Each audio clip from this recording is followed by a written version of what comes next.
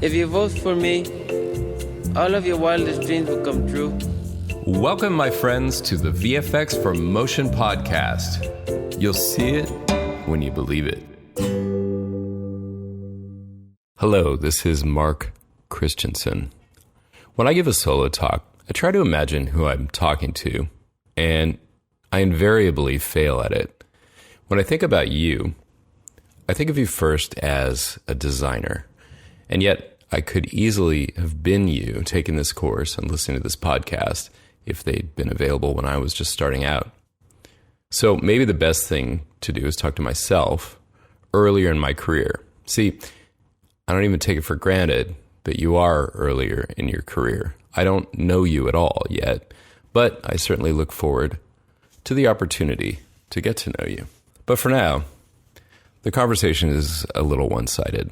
When I was really just getting started out, I had the benefit and the curse of being in a young industry.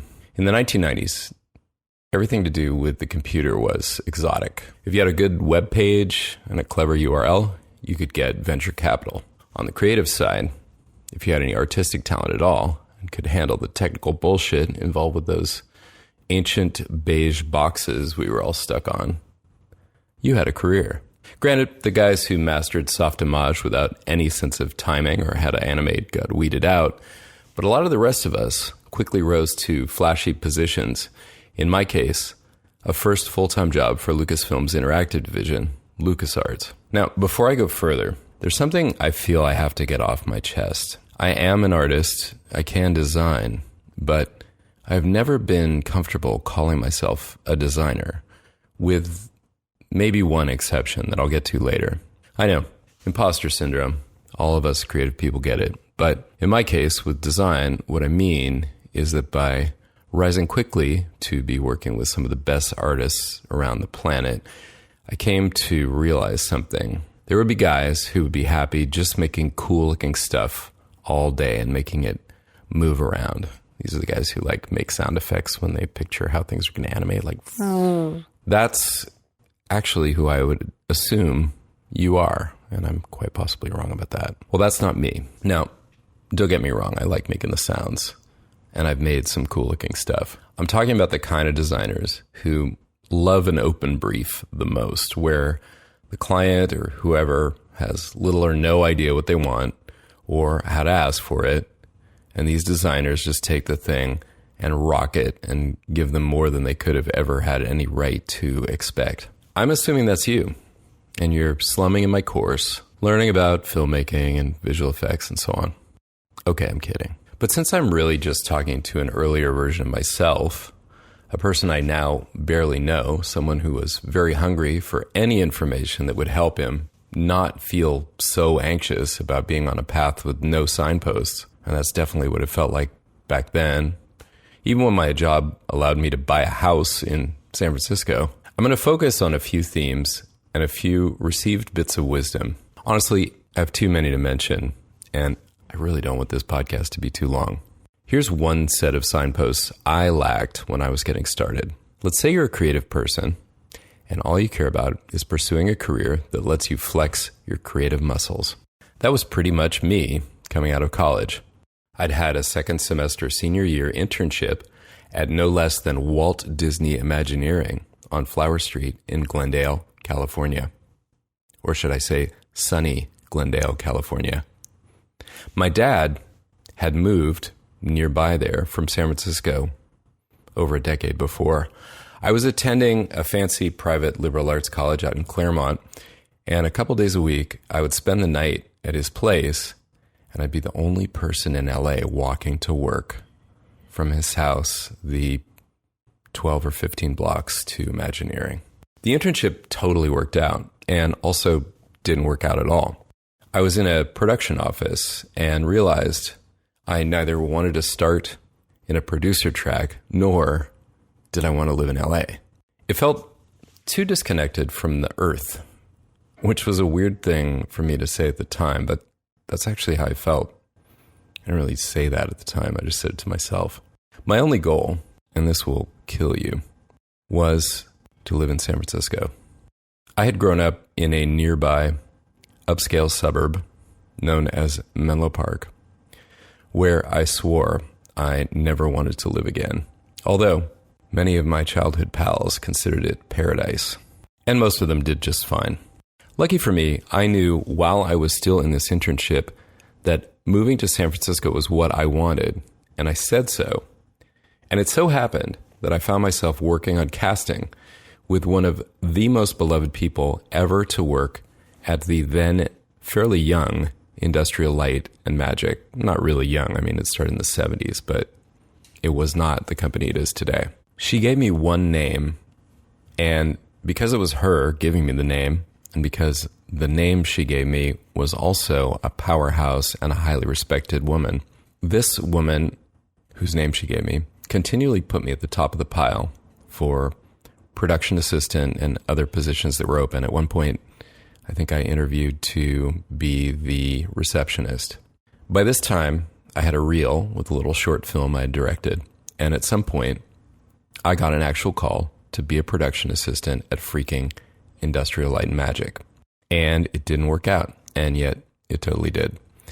I was a failure as a PA for the simple reason that I was bad at paying attention to multiple things at once. I'm better at it now, kind of, but like I said, production was not where I felt like I belonged.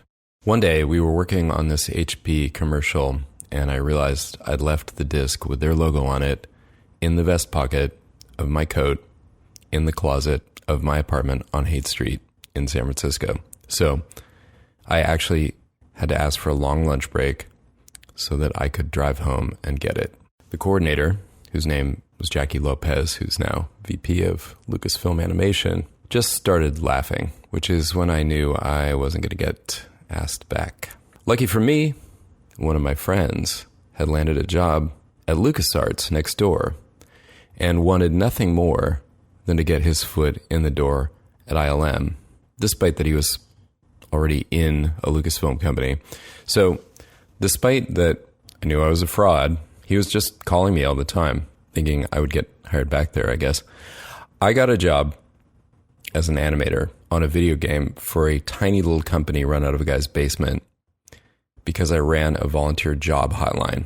Because after a few months, that one credit involved working with video and green screen composites in, honestly, the crudest way you could possibly do that, I was suddenly the most experienced person LucasArts knew working with full motion video for games, which happened to be what they wanted to get into.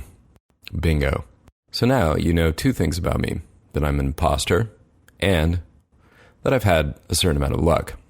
Not that I would call working on full motion video for CD-ROM games luck, exactly.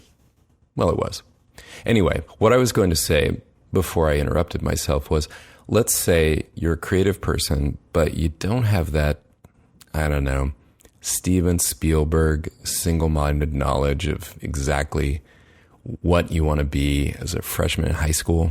In fact, I think I did know what I wanted to be, and I didn't think it was possible. But a lot of us do that. So let's say there are 4 arts that can be pursued as money-making careers. This is crass. You hate me for saying it, I know, but let's just put this out there as a hypothesis. So there's design, and there's filmmaking, there's writing, and there's music. Each one of these brings an archetype, stereotype to mind, but you have to admit, we know, or at least know of, people who do each one of those for a living somewhere. Now I know there are also fine art painters and ballet dancers and poets and Cirque du Soleil acrobats with amazing careers, but right now I'm talking about the arts that have enough people working in them that they have whole ecosystems and industries of their own, with conferences, communities, forums, the whole bit. The ones where a creative company would have a department to hire these people. For example, Lucasfilm. So there's all this focus on following your passion and also calling bullshit on the whole concept of following your passion. But I would say that at some point, you start to get an idea of things you want to accomplish before you are finished with living. And if you're creative, those take on a certain genre, which at that point could very well be fine art painting. If you're lucky, you clear a path to accomplish those things. Now, I say if you're lucky, but honestly, I think it's more if you're honest with yourself. We are lucky to work as artists, to be certain, and we're certainly lucky to be paid for it. And yet, as a person really much wiser than myself told me, if your greatest fear is that living your dreams will leave you living under a freeway, there's something you're totally failing to grasp. No one ended up living under a freeway by living their dreams. Think about it. One Achilles heel I've had to overcome in my journey is cleverness. If at this point you're thinking, he doesn't sound that clever to me, I thank you for that. I remember thinking when I was starting out that although my energy had always been focused on music and writing, it would be great to follow filmmaking and design early in my career, so later on I would have all those extra skills to build upon. That was really kind of a stupid way of going about it, but it worked out. I did love filmmaking. At LucasArts, I was more a designer, and I ended up in a creative leadership role. In fact, the final project I led there was singled out by Entertainment Weekly as the best of the year in its category. Unfortunately, the name of that category was multimedia, and the following year they no longer even had that category. At that point, I courted work as a creative director at a friend's web design firm. Then the dot-bomb explosion hit, and I was free to admit the web wasn't really my thing. I wanted to work on movies.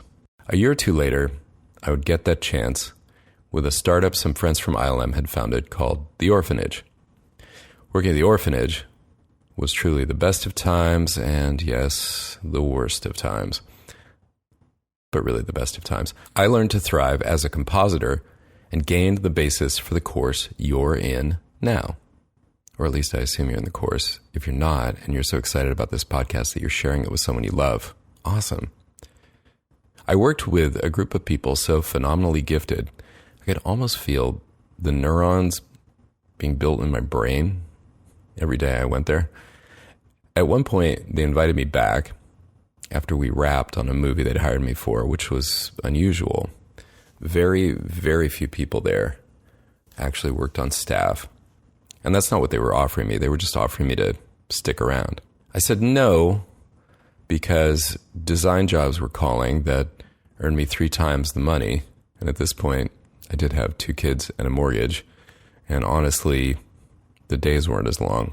Moreover, there was something I do need to say about filmmaking. I love the world of filmmaking. I love being on set. I loved the garage-like atmosphere and even the smell of Imagineering and ILM when I was coming up through those places. The stages, the machine shops, all these guys who could build stuff like models and robots and film them, and craftspeople. I didn't care that much about seeing my name in movie credits, although my daughter loved bragging to her schoolyard friends about it once I had those. I loved that I was getting away with this career and living in San Francisco. I loved that my business card had basically always said artist on it. But I have to admit, at the end of the day, I wasn't ever really confident that anything I was doing was moving the needle creatively. On a feature film, as proud as I was about the methods and artistry I would bring to finish a shot, I was pretty certain that if I hadn't done the shot, somebody else would. And this was back in the golden era of digital visual effects, when solutions weren't as dialed in and needing to be scalable to the hundreds and thousands as they are today. Even the leads were beholden to the director of the movie, who would at the most drop by now and then, or be on a video transmission. That's what we called video conferencing with a room full of artists. Then came the day when I was having lunch with Dov Rausch at the Ferry Building. Dov had designed the Iron Man heads-up display on the original Iron Man and implemented it in an After Effects Nuke combo pipeline with the help of a gifted technical counterpart named Kyle McCulloch, who went on to become a supervisor at Framestore in London. Kyle did. At lunch, I remember Dov mentioning that the Orphanage would be hearing the next day about whether they would be awarded work on Avatar. I thought, I'd work on Avatar. Heck yeah. The next day, some news came through. But the news was that the Orphanage was closing its doors immediately and forever due to bankruptcy filing and it was laying off its 100 plus workers and many of my friends. Honestly, I'm not even sure Avatar was any nail in the coffin. When employees asked why they hadn't been told that the company was so close to bankruptcy, one of the more honest and transparent founders replied, "We were probably within a day of bankruptcy 17 times during the decade this company was in operation." I did end up working on Avatar with Dov and the Orphanage founder, who had been so transparent. A producer on the film had produced Iron Man with them and really wanted to work with them again. So in the middle of the night, they founded a little company just to bid the job, but they scaled it back to provide only FUI design with a crew of less than a dozen people. Again, working in After Effects and Nuke. At this point, though, in late 2009, I was also in a certain amount of trouble. I had always thought the founders of the Orphanage would become independently wealthy and gain famous careers doing whatever they wanted to pursue, including directing. I mean, I even used to commute on my bicycle through Presidio Heights, which really I consider to be the ritziest part of San Francisco, thinking, oh yeah, these guys can totally buy one of these mansions one day. Now, one of them did graduate to a directing career, but I, at this point in 2009, saw the writing on the wall. And this was after the bankruptcy. Subsidies were driving VFX work out of California, LA, and the Bay Area. Many friends laid off by the Orphanage weren't looking for work in town, but instead in Vancouver or London, where the subsidies had dramatically shifted the business, really shifted it. I had kids. I had always wanted to be in San Francisco, and I had a failing marriage. One thing I realized when I initially thought about how I would do this podcast is that there are topics that have been very significant on my journey that are also triggering for more than a handful of people. So if you were sitting here with me one-on-one, and I could learn some things about you and understand what you wanted to know about personal things like my marriage and how it might relate to your career in design or your life or your filmmaking career, I could happily open up to you about it. Like I said, when I think about talking to an earlier version of myself, I find myself talking to a person who in some ways resembles me a lot, and in other ways who I barely know, or perhaps who I know all too well. What I can say is pretty simple. I can vividly remember working at companies where leaving the studio at 6 p.m. really felt kind of like 4 in the afternoon. Now, as you and I know, those companies still very much exist, and let's face it, they're hard on families. Yes, it's possible that you pay your dues on a given deadline, or for a given period where you have an understanding spouse, and you graduate to a position where you have more control of your life. I've seen people do it. It's also possible that you don't manage to do that, and what was already hard on your family life becomes where you start to put all of your energy because everything else kind of goes out of whack. And with nobody watching over you, and because paid clients keep showing up, and that lets you support your family, you keep working when it's not really working for you. Not creatively, not for your health, not for the joys that family brings. There's no question the jobs start to not go as well, some of them, because you've turned into a sort of mercenary grinding away at that point, and nobody's telling you otherwise. I did still manage to have some fun and interesting adventures in this period. I started working on independent films and got lucky enough to supervise on a couple that were incredible experiences. Initially, I actually just sent out the wish that I wanted to get out from behind my desk, and no sooner did I wish that than I found myself in the bayou of Louisiana on the set of Beasts of the Southern Wild. This movie would end up recognized in an unexpected trifecta at Sundance, Cannes, and at the Oscars. And the energy on set really indicated that this was a special movie. So I was lucky to have a couple of independent films like that. But it only took a couple others that really didn't go that direction to wake me up to some things. And those are part of what I want to close with. I had to get out of my cage, and I did by focusing on these things. One was to understand that I'm built like an entrepreneur, probably more than I am like an employee. I say probably, I think it's basically true, but I do like collaboration, and I don't need to be the one always running everything. Now, if this is you, the entrepreneur more than employee, then beware of being in what you know to be a lousy business. This may come as a shock, but as much money as there is in feature visual effects, it's really a terrible business, with average margins in the low single-digit percentages. This tends to come as somewhat of a shock, and it should. Here's a craft that came up in the 1990s, the era when web design, for example, became a fully legitimate business with startups, great profit margins, intelligent and gifted practitioners, valuable intellectual property. Visual effects had all of these, well, not the profit margins, but somehow that was the result of something that went wrong right from the beginning.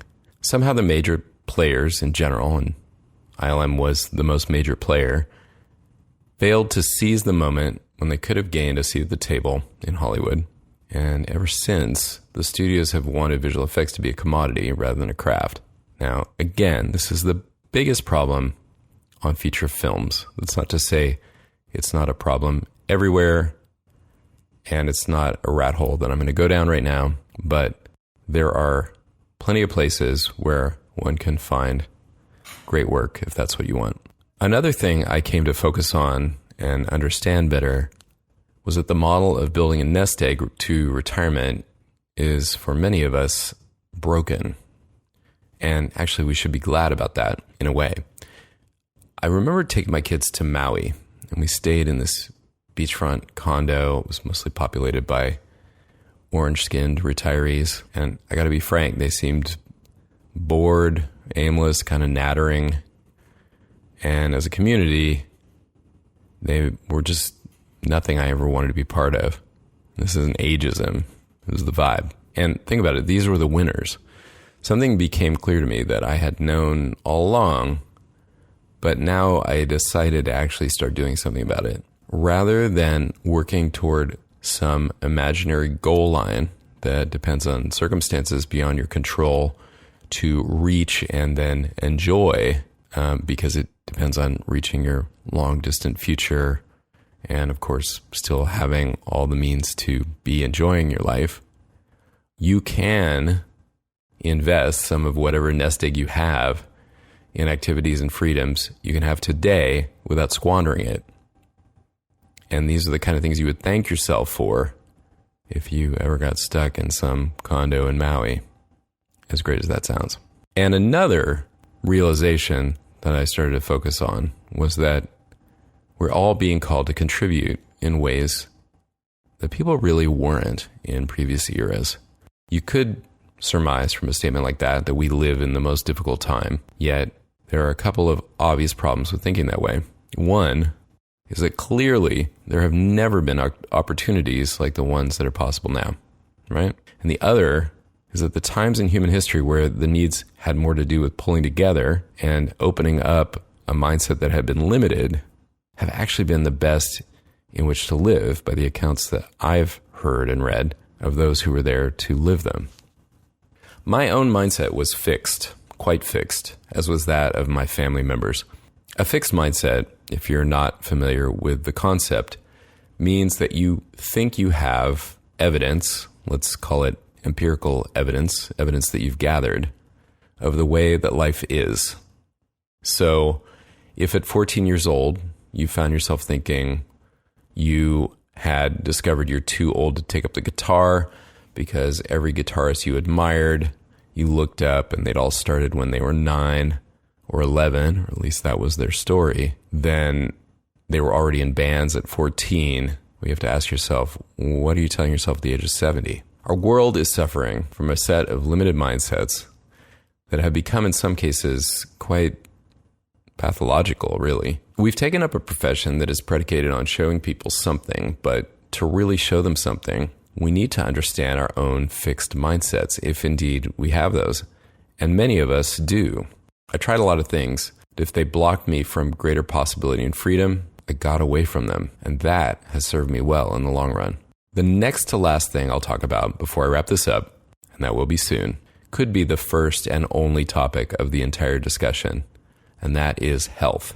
The visual effects business was founded by a bunch of people young enough to think they were invincible, basically.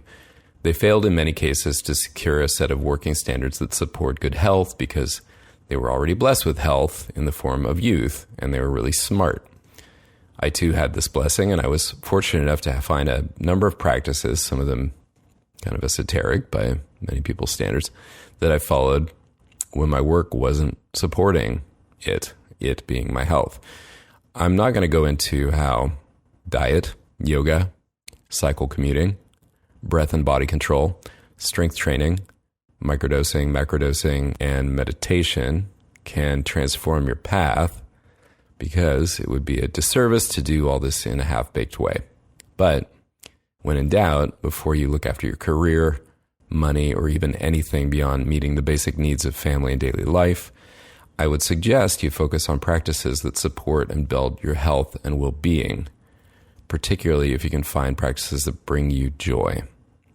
Because remember, no amount of wealth and prosperity can be enjoyed if you don't have your health. And that brings me to the final thing I'll talk about, which is design. I bet you could teach me as much about this topic as I could teach you, probably more. Not long ago, I found myself in an experience design workshop, and in the introduction period, I realized that the type of design that has always been my focus is experience design, or at least that was always underlying where I put my focus. I realize when you say those words, it connotes what could be called, say, XD, which might be exactly what I'm talking about, or not at all what I'm talking about. What I really mean is that my dream was always to inspire people, and when I found myself in a role that another artist might have interpreted as being about, say, visual design or copywriting, I was always focused on what feeling was being generated for the recipient of what I was creating. To me, the world feels tired of things. People want experiences. Sure, some people want experiences that wouldn't really excite you or me, but more and more people also want to be connected to other people, to spontaneity, to feeling alive, and to something that feels like meaning. One reason that I was really honored and excited to work with School of Motion is that it's creating an experience of learning and practicing the art of motion design that I find to be more inspiring and uniting than what seems to be possible via the other means that I've experienced. Just like with the health topic, there's a lot more I could say about this, but for now, I'm just going to close by saying, I'm glad you're here. Now go do your VFX for Motion homework.